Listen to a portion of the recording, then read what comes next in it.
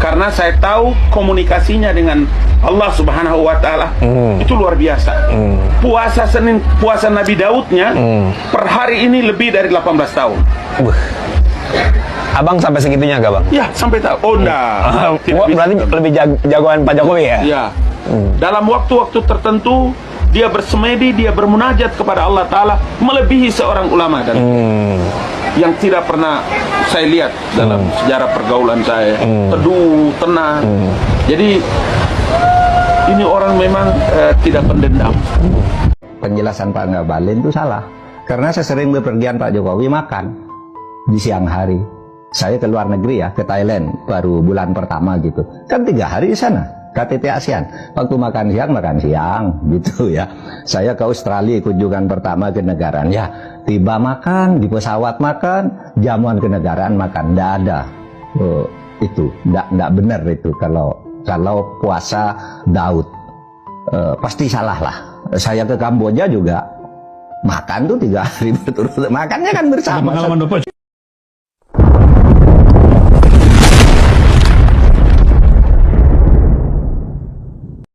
Assalamualaikum warahmatullahi wabarakatuh. Pemirsa, terus terang saya sangat kaget bercampur antara percaya dan tidak mendengar pengakuan Pak Ngabalin sebagaimana pada video di atas yang mengatakan bahwa Bapak Jokowi selama ini telah menjalankan puasa Daud selama 18 tahun. Kalau memang apa yang dikatakan Pak Ngabalin ini benar adanya, maka haruslah disyukuri oleh segenap rakyat Indonesia, karena bangsa ini telah memiliki seorang presiden yang benar-benar beriman dan bertakwa.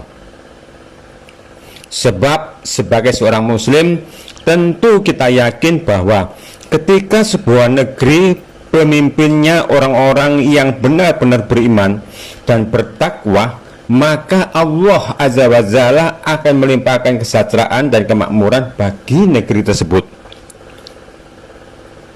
Dan moga kejayaan-kejayaan di masa kerajaan Namrud dan Fir'aun yang kemudian menjadi lenyap dan binasa oleh kesombongan mereka bisa menjadi pelajaran bagi segenap umat Muhammad SAW.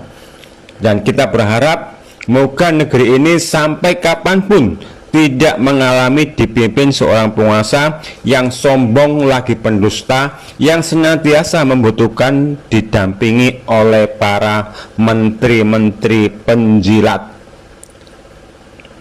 Sebab dalam kenyataan sejarah peradaban umat manusia, dunia politik kekuasaan kerap melahirkan kaum penjilat. Tak peduli kekuasaan itu besar atau kecil, penguasa yang lalim senantiasa membutuhkan para penjilat. Maka sangat wajar dalam kekuasaan penguasa lalim senantiasa ada para penjilat di situ. Senantiasa para penguasa lalim tak lepas dari para penjilat yang mendampingi mereka. Semisal Haman, ia adalah salah satu menteri di kabinet yang cukup terkenal di masa Fir'aun. Ia terkenal karena ia merupakan menteri yang serba bisa mengurus semua urusan Fir'aun. Seluruh anggota kabinet di istana Fir'aun mengenal sosok menteri ini dengan julukan penjilat kelas tinggi. Ketokohan Haman dibentuk oleh proses tukar tambah kepentingan. Tak perlu keahlian khusus, tak perlu sertifikasi, apalagi wawasan dan etika. Yang diperlukan hanya muka tembok, hanya hati batu dan berani malu. Keahlian penjilat adalah merangkai kata untuk memastikan sang penguasa senang.